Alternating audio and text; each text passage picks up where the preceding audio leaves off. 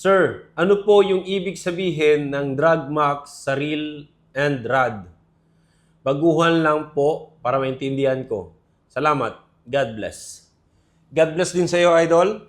At ang drug max ay makikita lang sa fishing reel at wala po sa ating fishing rod. Ang makikita lang natin sa ating fishing rod ay yung kanyang line, casting weight, at yung length at rod action. Ang Drug Max ay nakadesign sa bawat reel, bawat series, at bawat fishing reel company na yun yung puwersa para pigilan yung ating line pagka may nahuling isda.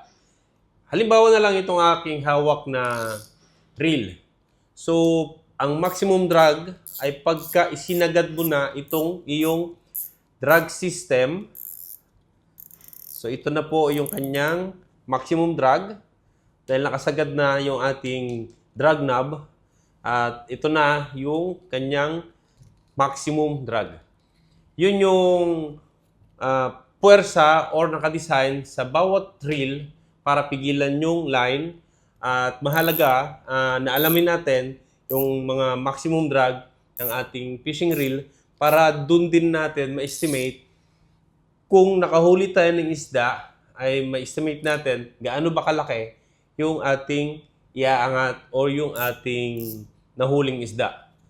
Halimbawa na lang, mag-set tayo dito sa reel na to ng 2 kilos na maximum na drag setting. At pag ito ay nakahuli at nahatak niya, so estimate natin or anticipate na natin na yung nahuli nating isda ay more than 2 kilos. Doon na tayo unti-unting mag-adjust ng ating drag. So yun lang, idol.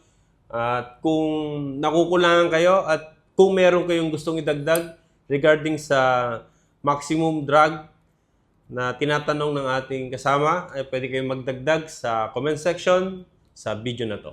Thank you so much and God bless.